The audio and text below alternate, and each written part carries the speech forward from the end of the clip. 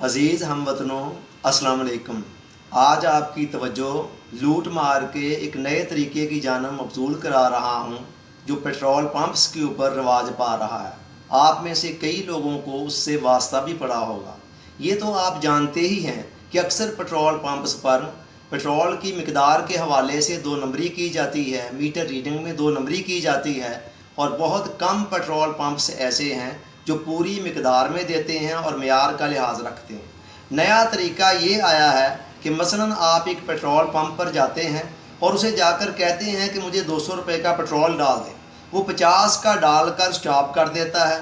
آپ کے پوچھنے پر آپ کو بتاتا ہے کہ میں نے سمجھا تھا کہ شاید آپ نے 50 کا کہا ہے۔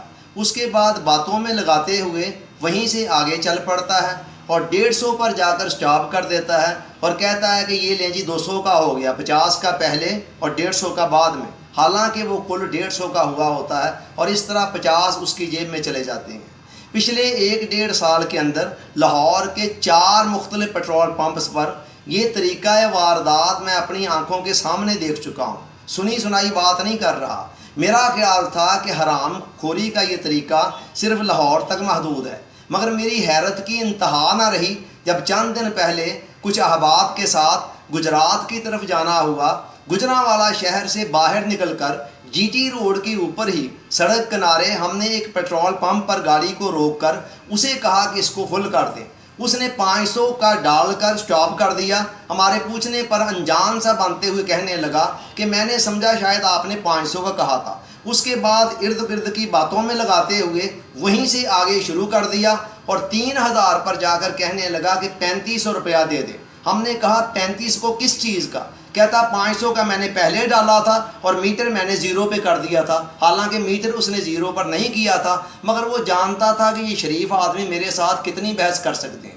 مجبوراً ہم اسے 500 روپیہ اضافی دے کر آگے بڑھ گئے۔ سمجھنے والی بات یہ ہے کہ اس طرح کا جو ٹرینڈ ہے وہ کسی معاشرے کے اندر ایک دن کے اندر جنم نہیں لیا کرتا، بلکہ یہ کلچر آہستہ آہستہ اوپر سے سرایت کرتا ہوا نیچے آتا ہے۔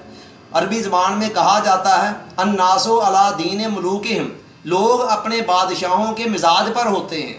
گزشتہ 70 سالوں سے اس ملک کے بادشاہ، اس ملک کے لیڈر اور اس ملک کے بڑے لوگ جس طرح دونوں ہاتھوں سے ملک اور قوم کو لوٹ رہے ہیں، یہ اس کا نتیجہ ہے کہ آج کرپشن، بددیانتی اور لوٹ مار کا کلچر پورے ملک کے اندر اوپر سے لے کر نیچے تک ہر سطح پر اور ہر جگہ سرایت کیے ہوئے ہے اور کینسر کی طرح ملک اور قوم کو تباہ و برباد کر رہا ہے۔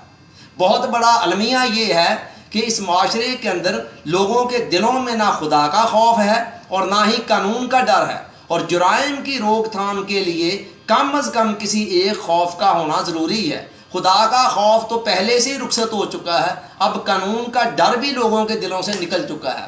اوپر کی سطح پر قانون کی دھجیاں جس طرح اڑائی جا رہی ہیں، اس کے بعد کسی کو قانون سے ڈرنے کی ضرورت کیا ہے؟ آپ اندازہ لگائیں پچھلے چند سالوں کے اندر پورے پاکستان سے کتنے بڑے بڑے مگرمچھ پکڑے گئے ہیں، مگر کوئی ایک بھی ایسا ہے جس کو کوئی ایسی سزا ملی ہو جو دوسروں کے لیے عبرت کا نمونہ بن سکے۔ الٹا اس طرح کے لوگوں کو حوصلہ ملا ہے کہ ڈٹ کر کرپشن کرو، اگر پکڑے بھی گئے تو پھر بھی کچھ بگڑنے والا نہیں ہے۔ ہمارے وزیر اعظم صاحب نے پاکستان تو نیا بنا دیا ہے، مگر باتیں ساری کی ساری وہی پرانے پاکستان والی چل رہی ہیں، کچھ بھی تو نہیں بدلا، سب کچھ ویسے ہی ہے۔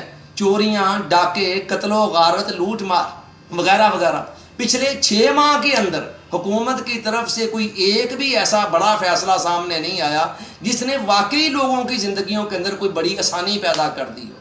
یہی حکومت سیدنا عمر فاروق رضی اللہ تعالیٰ عنہ کے پاس ہوتی تو 6 دنوں کے اندر اتنی بڑی تبدیلیاں آ جاتی جنہیں دیکھ کر دنیا دنگ رہ جاتی۔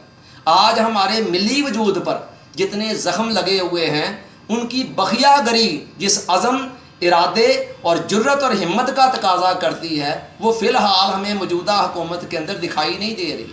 کچھ مجبوریاں ہیں اور کچھ مسلطیں ہیں جو پاؤں کی زنجیریں بنی ہوئی ہیں، چنانچہ خالی وعدے ہیں اور تسلیاں ہیں، اور عملی روش کچھ یوں چل رہی ہے کہ جاگدے رہنا تے ساڈے تے نہ رہنا۔